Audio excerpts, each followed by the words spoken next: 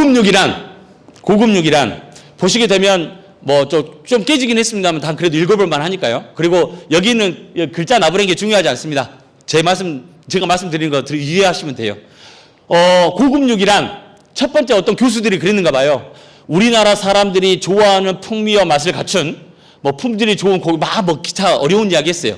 근데 이런 어려운 말은 뭐 중요하지 않고요. 우리가 고급육을 왜 만들죠? 진짜로 우리가 맛있는 고기를 만들어서 우리나라 한우 고기를 드시는 우리 국민들에게 하여금 정말 맛있는 그런 맛을 전달하기 위해서 만든가요? 돈 벌라고. 그렇죠. 우리가 소를 이뻐서 키운가요? 돈 벌라고. 저도 소 키우고 있습니다만 어쩌냐고도 주사 놓으면서 내 발 한 번 밟는데 진짜 쥐어 펴물고 싶었어요. 그 추운데 내 발을 밟아보는데 새끼발가락이 깨져 나갈 줄 알았거든요. 우리 소 이뻐서 키우는 거 아닙니다. 왜 키우죠? 돈 벌라고 키웁니다. 그래서 결국은 고급 얘기를 하게 되면 이렇게 표현할게요. 내가 소를 키워가지고 소를 출하를 했는데 출하해가지고 공판장이 됐건 어디가 됐건 뭔가 돈을 줬는데 돈이 많이 들어온 고기. 그게 바로 고급육이다. 달리 표현하게 되면 적어도 육질 등급은 1등급 이상이 돼야 되고 1뿔 뿌리면 더 좋지만 1등급 이상이어야 되고 육량 등급으로 봤을 때도 B등급 이상이었으면 그래도 고급육이겠다라는 생각이 들고요. 굳이 한글로 표현하기보다는 아래에 있는 사진을 보게 되면 금방 이해하실 것 같아요. 오른쪽에 있는 사진이 1뿔뿔 등급이고요. 왼쪽에 있는 등급이 3등급짜리 고기입니다.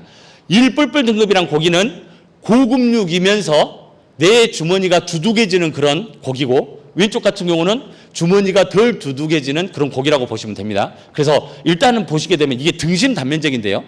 왼쪽 고기와 오른쪽 고기를 보게 되면 일단 첫 번째 육색을 볼게요. 육색이 이렇게 너무 어두우면 안 된갑니다.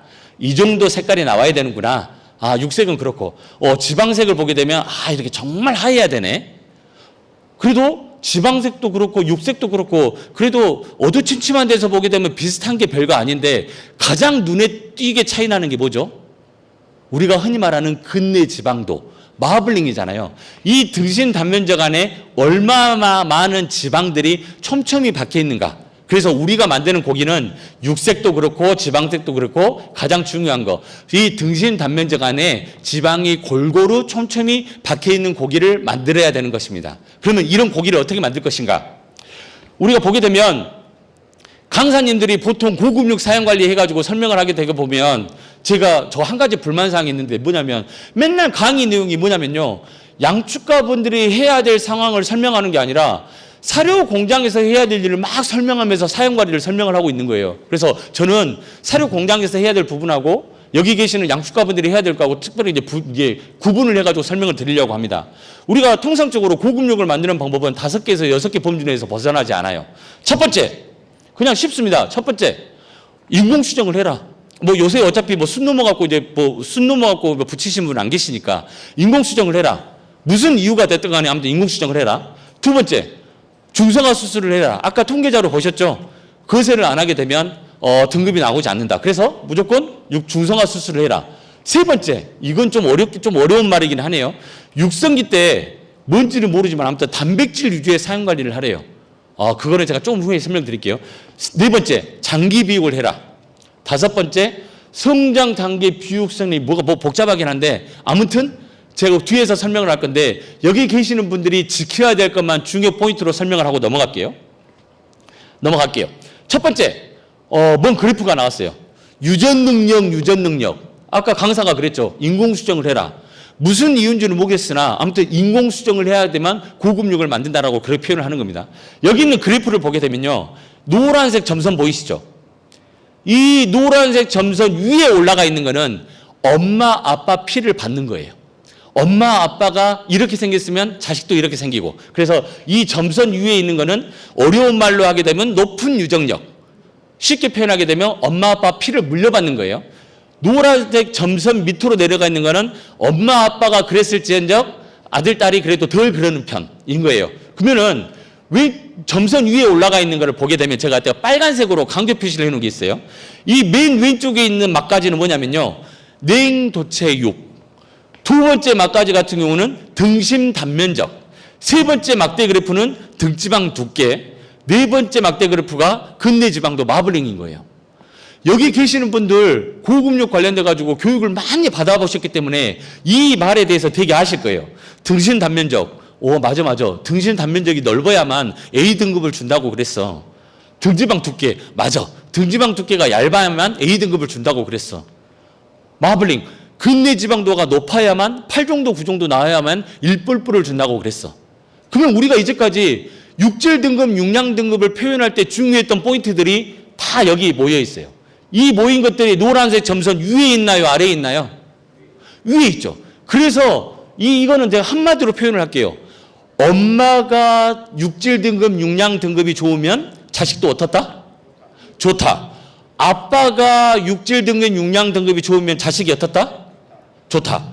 여기서 근데 우리나라 농림수산식품부에서 하나를 해결해 줬죠. 뭘 해결해 줬죠? 아빠를 해결해 줬죠. 아빠를. 우리가 아빠의 유전적인 능력을 우리나라 정부에서 뭘로 보상을 해줬죠? 인공수정.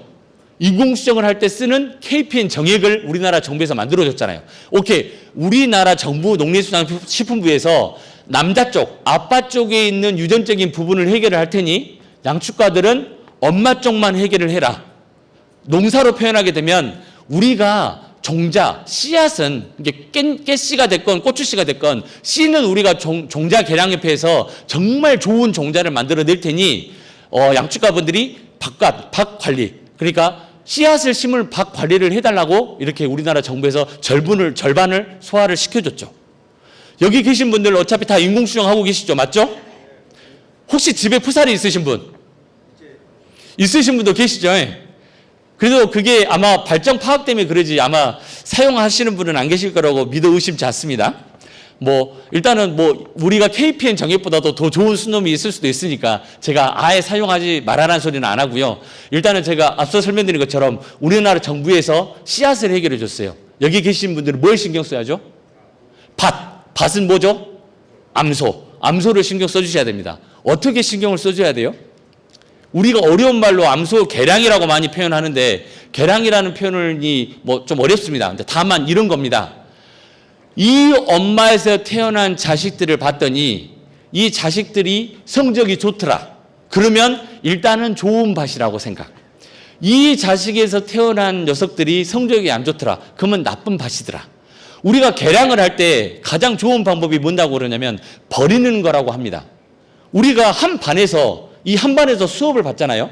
수업을 받는데 엄청나게 수업을 열심히 받는 사람도 있고 어떤 사람은 저기서 막 담배 피고 노래 부르고 핸드폰 보고 막 그런 사람이 있어요. 이 수업 분위기가 안 좋아지잖아요.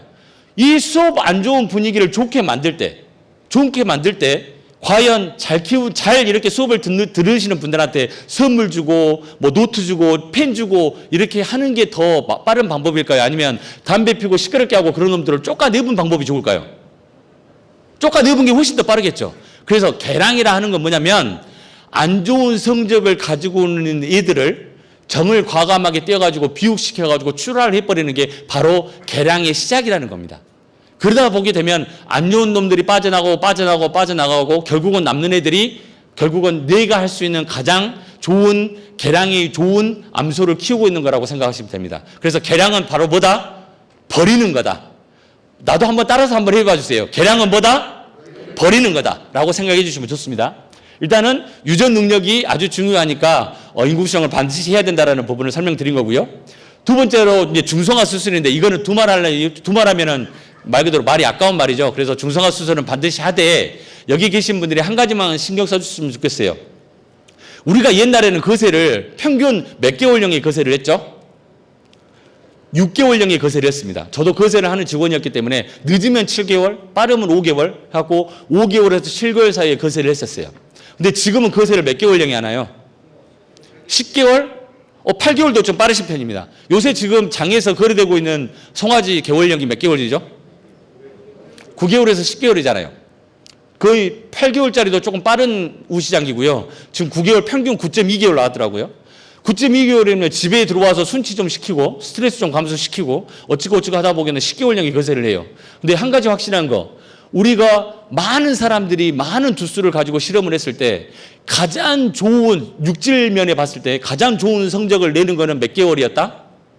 6.5개월이었다. 그래서 장에서 사오는 거를 거세를 하는 거는 불가피하게 그 개월령을 준수하더라도 자기 집에서 태어난 송아지를 거세를 할 때는 몇 개월에서 하는 게 좋다? 6.5개월 정도 하는 게 가장 육질 등면, 그러니까 고급육 생산면에서는 유리하다라는 겁니다. 그거 한 가지만 기억하시게요. 자, 중성화 수술을 하고 넘어가겠습니다. 다음은 육성기 단백질 사용 관리입니다. 오른쪽에 있는 사진만 제가 설명을 드릴게요. 우리가 육성기 때 우리 집 소가 육성기 때 혹시나 장에 나갈 수도 있고, 그리고 번질번질하게 키워야만 다른 사람들이 우리 집 소를 구경하게 되면 아, 이 집 소 잘 키우네라는 그런 말을 하더라. 그래서 육성기 때 육성의 사료를 급여 안 하고 막 큰 소 비육 사료를 급여를 합니다. 그래서 사람들이 오게 되면 소가 번질번질 해가지고 햇볕에 막 광이 나고 막 그래요. 근데 그런 소들에 대해서 제가 한 가지 설명드릴 게 있어요. 이 왼쪽에 있는 사진을 보시게 되면 제가 몇 년도라고 말씀드리고 좀 그렇고 어느 학교라고 말씀드리기가 그러는데, 우리가 예전에 2000년도 2010년도 왔다 갔다 했을 때 한번 소값이 개똥이 된 적이 한 번 있어요.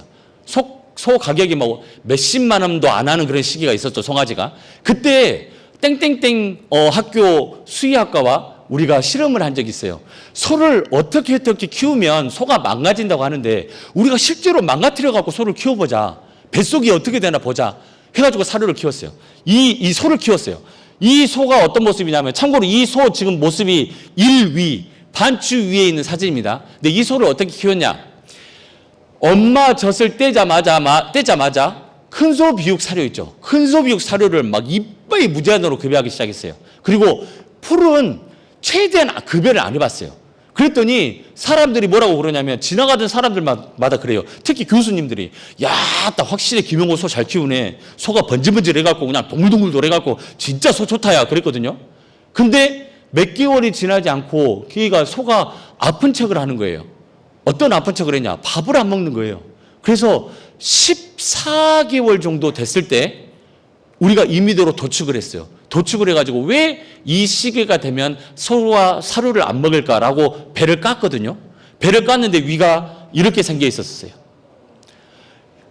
말 그대로 뱃속에 있는 점막이 다 망가져 있는 상태였거든요. 뭐 때문에? 과산증이란 것 때문에. 이 시기 때 사료를 많이 주게 되면 겉모습으로는 소가 좋아가 보이지만 안에 뱃속은 어떻게 된다? 다 망가져 있다. 이런 애들이 과연 이런 배 위, 그리고 밥통을 가지고 있는 애들이 사료를 소화해낼 수 있겠어요? 못 해내는 겁니다. 그래서 여기 계신 분들은 반드시 기억을 하셔야 됩니다. 육성기 때는 정말 동글동글동글하게 막 그냥 번질번질하게, 그리고 심지어 엉덩이에 우리 이걸 뭐라고 부르죠? 미침이라고 부르잖아요. 미침이 예쁘게 그냥 딱 하고 박히게 소를 키우는 겁니까? 절대 아닙니다.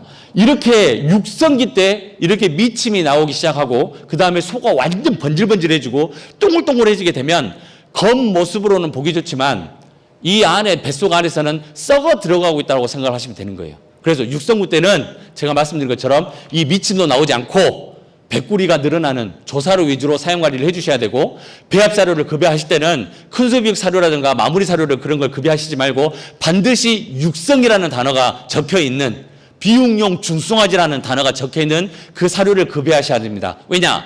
그런 사료들이 단백질 함량이 많이 들어가 있으니까요. 그래서 달리 표현하게 되면 육성기 때는 자기들이 필요하는 영양소의 중요도로 봤을 때 TDN이라는 숫자, 조지방이라는 숫자가 아니라 조단백질이라는 숫자가 매우 중요하다라고 제가 설명을 드립니다. 근데 여기서 이쯤 되게 되면 누가 이의 제기를 해요. 그렇게 중요하다면시롱 왜 사료회사는 조단백질 함량을 지워버렸대요? 혹시 그거 눈치채신 분? 사료 지대 뒷면에 보게 되면 예전에는 조단백질 함량이라고 몇 프로 이상한 거 적혀 있었잖아요. 지금은 적혀 있어요, 안 적혀 있어요? 의무사항에서 빼진 게 아니라 너희들 조단백질 함량 적으면 안 돼? 라고 명령을 내렸어요. 그래서 사료회사에서 조단백질 함량을 다 뺐어요. 하고 조단백질 함량을 뺀 이유는 뭐냐면, 뭐 환경적으로 조단백질을 너무 많이 사료회사별로 전쟁을 하면서 너희는 15%, 우리 회사는 15.5%, 또 다른 회사에서 우리는 15.6%, 어떤 회사는 16%, 조단백질 갖고 전쟁이 일어나니까 우리나라 정부에서 너희들 조단백질 그러려면 표기하지 마 하고 표기를 하지 말아라고 그랬거든요. 그랬더니 나름대로 양심 있는 어떤 사료 만드는 사람들, 김용호 같은 사람들이 이의 제기를 한 거예요. 이렇게 표시를 안 하게 되면 너무나 양축 농가를 사료 공장이 속일 수가 있다. 어떻게 해서든 뭔가 방법을 찾아야 되지 않겠느냐라고 해서 이번에 법이 또 바뀌었어요. 뭐라고 바뀌었냐면 예전에는 조단백질 함량을 표기하자 말하라고 그랬다가 너희들 표기하고 싶으면 일단은 좀 약간 구석진 곳에다가 표기해도 돼? 라고 허락을 해준 거예요. 그래서 저희 역시 이제 나중에 사료 지대면 어딘가에다가 조단백질 함량을 표기할 거거든요. 근데 지금은 안 하고 있는 이유는 뭐냐면 조만간에 법이 또 바뀔 것 같아서 표기하라고 바꿀 것 같아서 좀 기다리고 있는 상황입니다. 여하튼 간에 조단백질 함량은 사료를 파는 직원들이나 사료를 파는 회사에 물어보게 되면 당연히 대답을 해줄 거예요. 그래서 육성기 때는 조단백질 함량이 높은 사료를 급여하는 게 무조건 우선이다라고 생각하시면 됩니다. 소들은 고작이야 30개월 사시고 돌아가시잖아요. 그래서 그 친구들 같은 경우는 개월령으로 표시를 하는데 이 개월령마다 자기들이 잘 자라는 시기가 있대요. 그래서 장기 비육, 그래도 한 30개월 정도, 28개월 요새 키우시는 분도 많이 계십니다만 장기 비육을 해야만 그래도 고급육이 생산 확률이 높대요. 성장 단계별로 잘 자라는 부분이 있는데 이 잘 자라는 부분을 따졌더니 그래도 장기 비육을 해야만 마블링이 형성이 되고 예쁜 모습이 나와서 등급 판정사들이 좋은 등급을 준다고 합니다. 그래서 장기 비육 역시 고급육을 맡기 위한 필수 과정이라고 볼 수 있을 것 같습니다. 다음은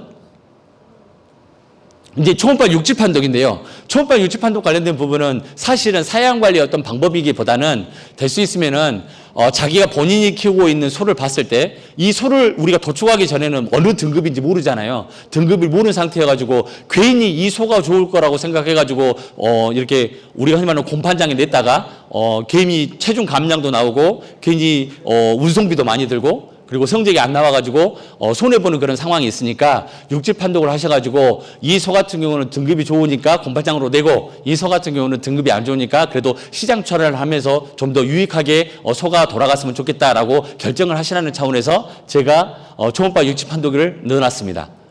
우리가 아까 처음에 제가 설명드린 것처럼 고급육 생산 같은 경우는 그렇게 양축가분들이 하실 일이 별로 없으세요. 강사들이 발표하는 거, 연구하시는 분들이 발표하는 것들은 다 뭐냐면 사료회사, 저 같은 경우 사료쟁이들, 저같이 사료회사에서 근무하는 사람들이 신경 쓰고 그래야 될 것들이 많이 있거든요. 그래서 그런 부분을 제가 굳이 자세하게 설명드리기보다는 양축가분들이 지킬 수 있는 5가지를 제가 설명드리는 겁니다. 첫 번째, 반드시 인공수정을 해라. 두 번째, 반드시 잘라라. 뭐를요?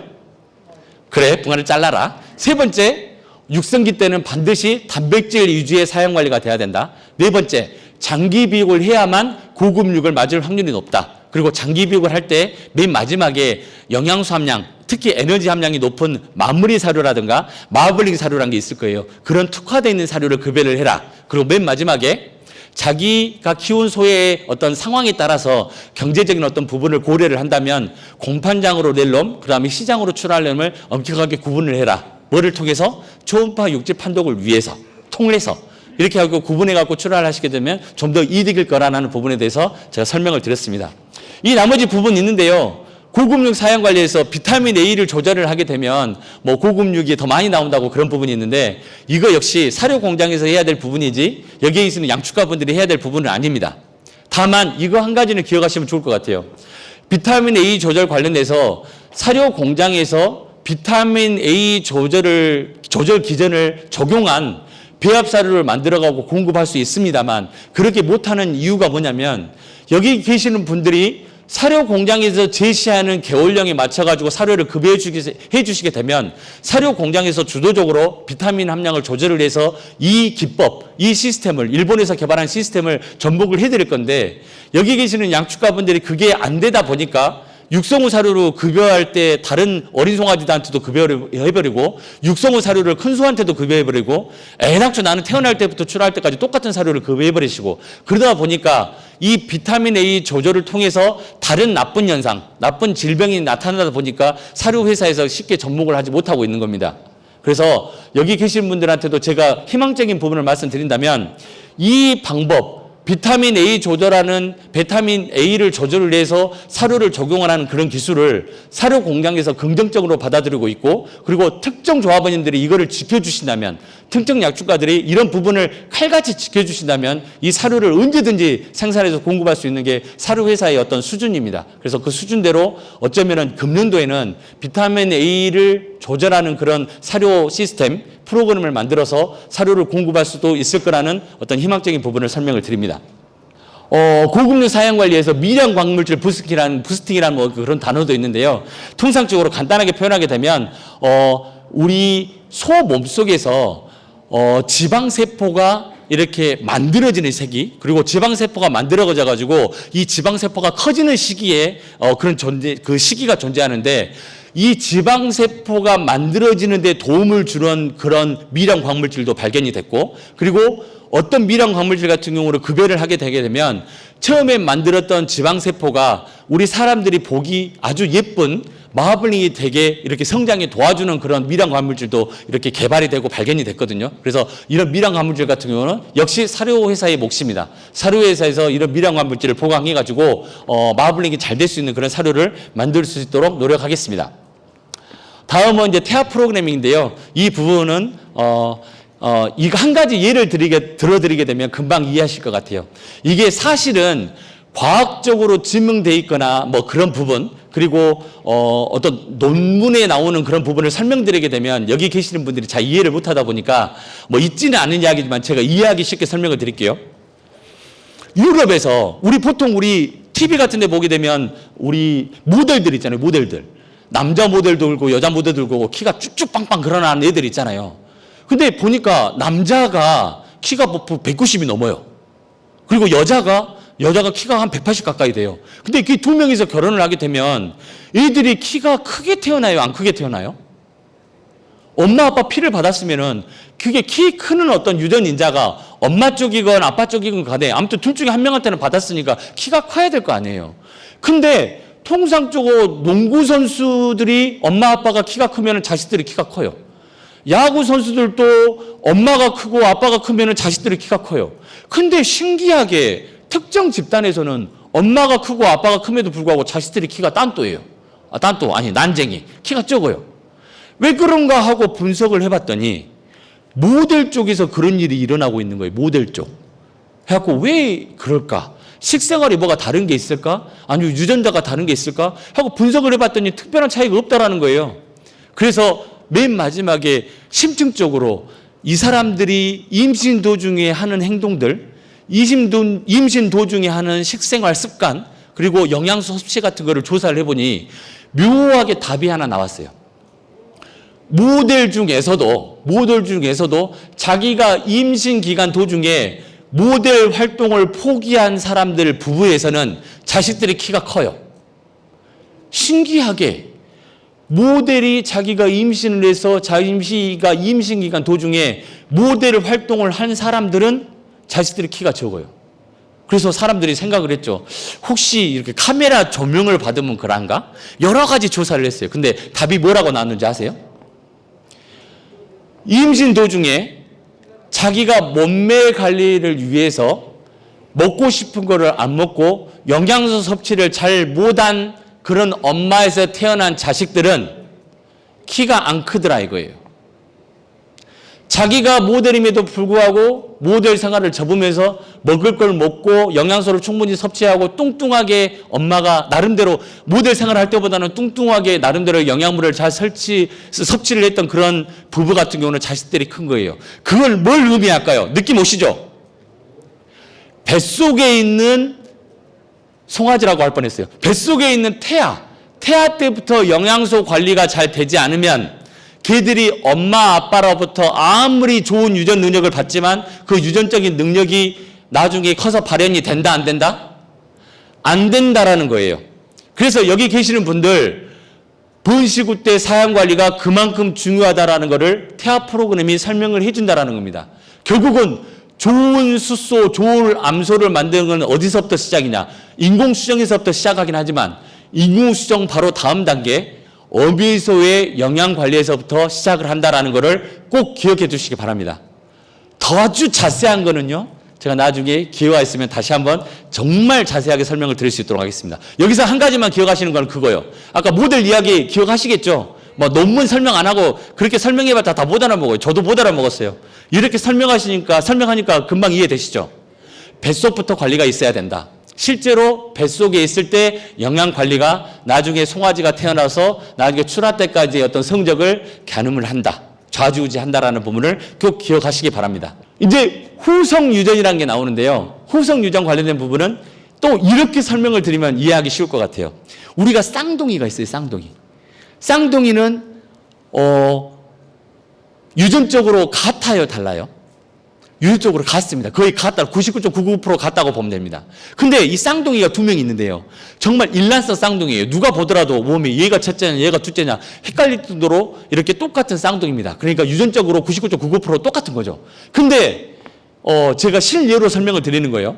실제로 있었던 일은 아니고. 근데 있는데 그 부부가 쌍둥이를 키우기에 너무 경제적으로 어려웠나 봐요. 그래서 한 명을 미국으로 유학을 보낸 거예요.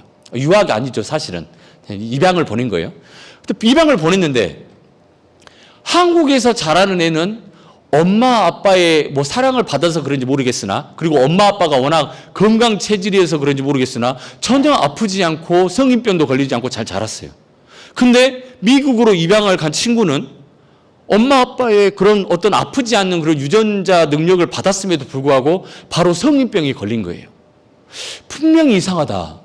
유전적으로 똑같은데 99.99% 똑같은데 왜 얘는 성인병, 특히 유전적인 거에 가까운 그런 병에 걸렸을까라고 생각을 해보니 결국은 뭐에서 바뀐 걸까요? 식생활이 바뀌어서 성인병이 걸린 거예요. 그래서 사람들은, 많은 유전학자들이 그렇게 생각을 했어요.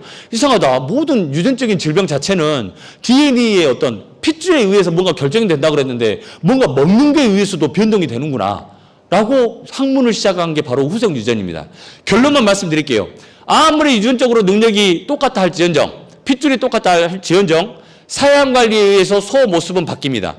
소 모습뿐만이 아니라 어떤 그 육질이라든가 육량 등급도 바뀝니다. 그래서 여기 계시는 분들이 사양 관리, 즉 뭘 먹여주느냐, 어느 시기 때 뭔 사양 관리를 해주냐에 따라서 출하 등급, 출하 체중 다 변동될 수 있다는 겁니다. 그게 바로 후성 유전인데요. 그만큼 사양 관리가 중요하다는 부분을 말씀드리고, 아까 제가 처음에 말씀드린 5가지 중에서 육성기 때는 반드시 육성이라는 단어가 들어가 있는 거, 비육용 중성화제가 들어가 있는 거라는 거를, 그런 사료를 꼭 써주셔야 되는 거고, 사료 회사에서 공급하는 사양 프로그램을 정확히 지켜주시지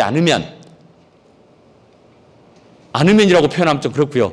사료 공장에서 제시하는 프로그램을 반드시 준수해 주셨을 때 반드시 고급력 생산하는 데 유리하다는 부분을 설명을 드립니다. 또한 제가 육성기 때 반드시 단백질 유지의 사양 관리라는 표현을 했는데, 이 육성기 시기에는 단백질을 제외한 나머지 영양소 함량이 높은 거를 급여하는 거는 어쩌면은 소가 잘 크기보다는 정체되거나 아니면 소가 마이너스가 될 수 있는 요인이 될 수 있겠구나라고 하면서 옆에 있는 사료회사 직원이라든가 아니면 소를 잘 키우시는 분한테 물어보고 나서 이게 어떤 강사가 와가지고 단백질 유지의 사양 관리를 하라고 그랬는데, 내가 지금 급여하고 있는 풀이 아니면 내가 탑드레싱하고 있는 그런 어떤 첨가제가 단백질 유지의 사양관리에 부합된 거요? 라고 물어보시면서 그렇게 사양관리를 해주시기 바랍니다. 제가 시간이 부족하더라도 꼭 이 말씀을 하고 싶어요.